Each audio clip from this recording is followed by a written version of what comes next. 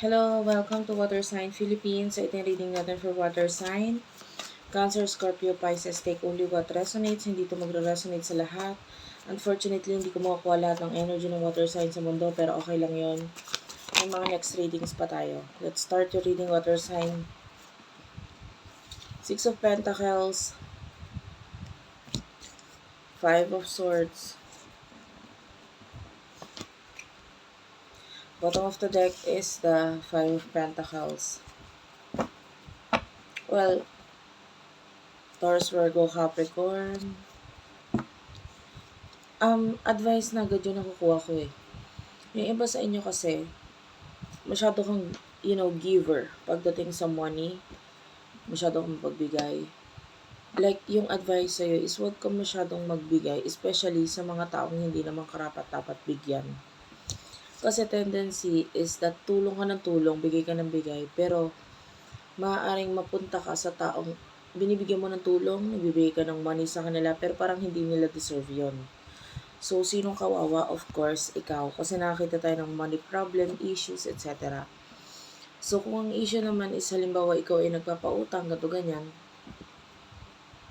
be sure na 100% yung bibigyan mo or yung pautangin mo is something or someone na nakakasigurado ka na pwede ka magtiwala dito sa taong to. Kasi there's a possibility, high chance na pwedeng hindi na mabalik sa'yo kung ano man yung mga ibinigay mo. Okay? So, if ever na magpapautang ka at hindi mo matanggahan yung isang tao, maybe ang ipautang mo lang or yung ibigay mo is yung pera or yung money na parang kahit hindi na nila bayaran is maluwag sa kalooban mo na parang okay lang, at least tulong ko na lang yun sa kanila. Okay, hindi yung parang nag-expect ka pa ng pagbayad dito sa mga taong to. And then, if ever na hindi mo kayang i-let go si money, then of course, all you have to do is to forget about it. Parang, or try to tell the truth na parang, hindi ko kayang ibigay sa ngayon kasi may paggagamitan ako, etc. Hindi yung i-expect mo yung bayad ng isang tao kasi nga gagamitin mo si pera, 'di ba? Just tell this person the truth na na wala ka talaga may bibigay sa kanya. So yun lang. Why? Kasi in the future, I can see problem, and uh, ang ending yan, ikaw pa magiging masama. Why? Kasi of course, pag kailangan mo na, pwedeng hindi nila maibalik or hindi nila mabigay ng tendency makapagsalita, makapagbanggit, makapagsabi kasi kanila ng mga words na hindi magaganda na pwede magdulot ng pag-aaway or ikaw pa ang lalabas na masama. So, ayun. Maging masama ka na lang nang wala nawawala sa'yo. Alam mo yun, maging masama na lang ang tingin nila na parang sabi nila, hindi mo sila tinulungan, gato ganyan. Maging masama ka na lang sa ganung bagay kaysa sa at the end of the day, ikaw pa rin naman ang magiging masama.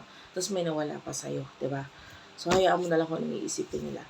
The person that you're dealing with, nakakita tayo dito ng Ten of Swords, this is an ending or pwede nagkakaroon ng ending, pagbablock dito sa person na ito with the this is Six of Wands. So, I can see blockage. So, pwede nagkaroon ng ending sa inyo, tapos, pagkalimot or pagtatapos ng connection. The Ace of Swords, etong person na to, I feel like may pagka-cut off na nagaganap dito. Actually, hindi ko masabi kung sino ng block, kung ikaw or siya. But definitely, nandito yung person na to na parang alam niya na nag-end na kung ano yung meron sa inyo. And I feel like in the past, may mga bagay kang binigay sa kanya or pagtutulungan sa inyong dalawa ng person na ito. Emotions niyo sa isa't isa.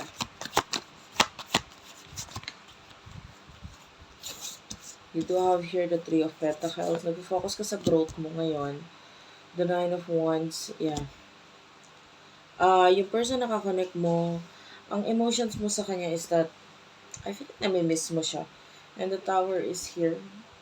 And yung iba kasi parang fresh pa lang yung ending or until now, importante pa rin sa itong taong to kasi bakit? Yung ending sa inyo is parang hindi pa fully nagsisink in sa'yo. Parang ganun. And yung emotion niya para sa'yo, Temperance, Seven of Swords,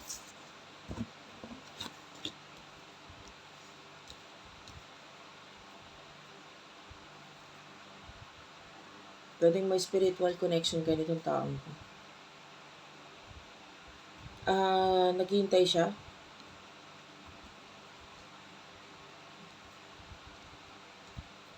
Ang weird ng energy ng iba kasi lalo na kung siya naman yung ng block. Parang ang ending, ang energy is that naghihintay siya na habulin mo siya. Parang gano'n. Naghihintay siya na maghabol ka. Ang weird nun. Kasi ang ending lang rin naman nun, parang lalayo or tatakbo lang siya ulit. Pero ang gusto lang naman niya mangyari is ma-experience or maramdaman yung feeling ng hinahabol mo. So, lalo na kung ikaw yung naghabol in the past. In the near future, you do over the lovers, the emperor. There's a relationship in the near future for you na ikaw yung masusunod. And I feel like itong person ito, I can see the energy of a person na very sad. Kasi once na ma-experience or ma-realize niya yung halaga mo or yung pagkagusto niya sa'yo, it's too late kasi may gusto ka na rin or may karelasyon ka ng iba. So, it's like siya yung umalis sa connection, pero siya yung naghahanap ng attention mula sa'yo. Pero itong attention is sa iba mo na binibigay. Kasi actually, in the near future, kahit naman ngayon nakakita na ako ng maturity sa'yo. And you're dealing with a person who is very immature. Yung parang, gusto niya yung maramdaman yung feeling na mahalaga siya para sa'yo. So, gusto niya habulin mo siya. Nakikita naman natin, napaka-immature ng part na yun. But this person is malungkot siya kasi wala na yung attention mo sa kanya. Okay, so, that's it for now, guys. Thank you for watching. I love you all and bye-bye.